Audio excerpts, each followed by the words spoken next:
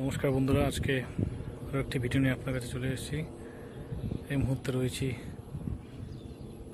উত্তরবঙ্গের এক গ্রামের মাঝে। দেখতে পাচ্ছেন জমিতে কাজ করছেন চাষিরা, আর তার উপরে মেঘের খেলা। এটাই হতো গ্রাম বাংলার সৌন্দর্য। তা আজকে ভিডিওর মাধ্যমে আপনাদের গ্রাম বাংলার কিছু মুহূর্ত তুলে ধরার চেষ্টা করছি। তো ভিডিওটি সম্পূর্ণ দেখুন এবং ভিডিওটি কীরকম লাগলো তা কিন্তু অবশ্যই কমেন্টস করে জানাবেন। সঙ্গে থাকুন।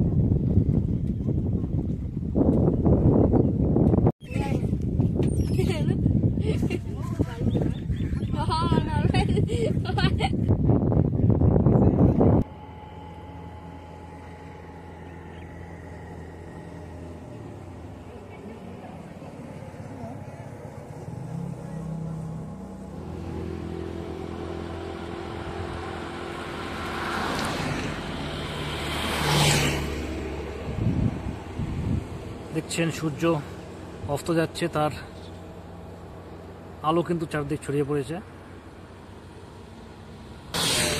নানান রকম রঙের খেলা চারিদিক। সত্যি এক অসাধারণ মুহূর্ত।